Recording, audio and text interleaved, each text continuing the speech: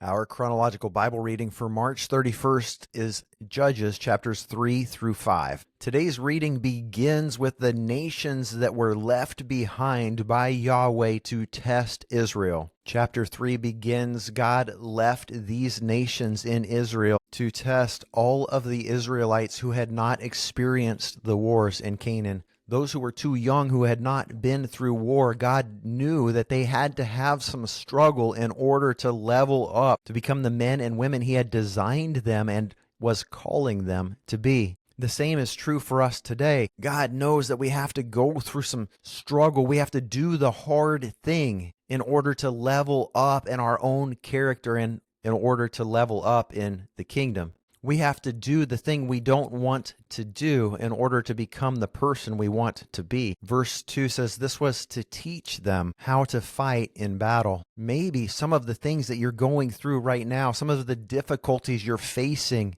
in your life right now are a result of God placing your enemies before you so He can teach you how to battle. If you're not winning the victory, that's God in His kindness saying, let me teach you how to engage in battle so you can take that test again. Maybe we should all experiment with the idea that advancing through the kingdom of heaven is like advancing through the education system. We start with the very basics of knowing good and evil. We surrender ourselves through salvation to the lordship of Jesus Christ. We submit to His leadership. Many of us, unfortunately, are stuck fighting the same battles over and over again, not realizing that it's a test. And the reason that we're not overcoming is because we haven't done the hard work of preparing for that test. But once we do, once we double down and partner with our great teacher and ask Him what is it He wants us to learn,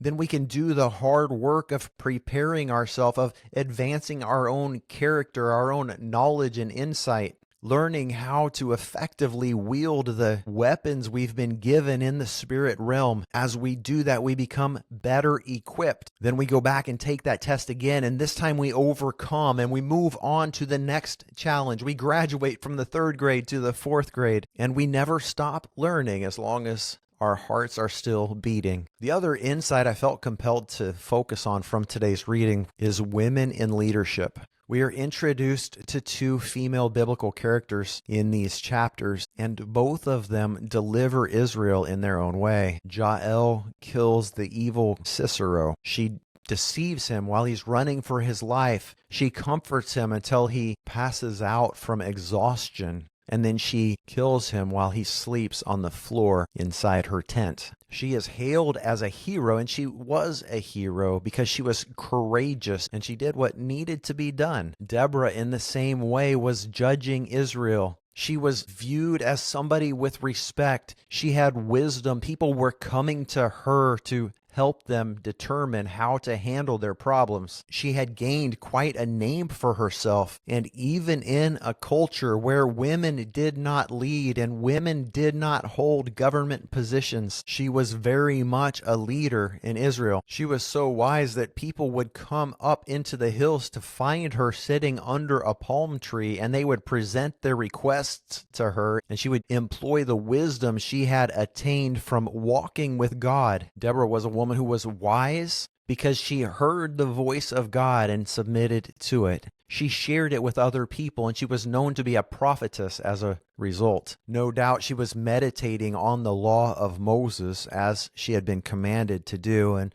was doing her best to love the Lord her God with all of her heart, soul, mind, and strength, and was considered to be a great leader. She was like a spiritual mother, giving advice, parenting and loving, and then even rebuking. She called Barak, who was a commander of the army, and said, hasn't God told you to go and fight against Sisera? Hasn't God told you that you should go and liberate the people of Israel? Barak was afraid, though. He didn't want to go by himself. He said, Deborah, if you come with me, I'll go. She said, I'd be happy to go with you, but if I do, you won't receive any of the honor or the glory. There's an opportunity for you to step out, Barak, for you to become famous in the eyes of Israel because God has anointed you for this victory. But because he was afraid to step into his destiny, she went, and now she gets the glory. In chapter 5, in the Song of Deborah, about the victory that God gave the Israelite people through her, verse 7 says, villages were deserted until Deborah arose as a mother in Israel. The same way the people of Israel back then needed the loving guidance of a wise spiritual mother,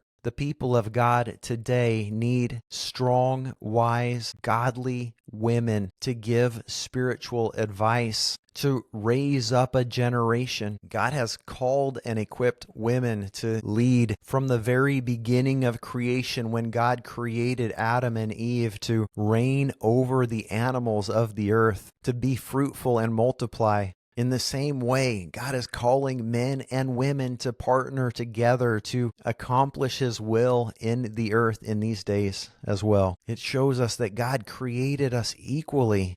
He has plans for all of us. He has a desire to partner with each of us. And we know that to be true because we all have a desire to be valuable, to contribute in some tangible way. If you've been told in the past that you can't serve because you're not qualified, especially if they told you that because you're female, reject that and don't allow that false doctrine to stop you from doing the things God placed in your heart to do. Now, I'm not talking about pastoring a church, because if you know me, if you've listened to me for any amount of time, you know that my view of what church is completely and totally unlike how society views church in 2025. That's an entirely different Bible study. But if you have questions about the true meaning of church and how God can use you today to advance His kingdom, please reach out. I would love to talk with you and pray with you about how you can fulfill God's purpose for your life. God bless you, my friends. Thank you for being here with me. We'll see you tomorrow.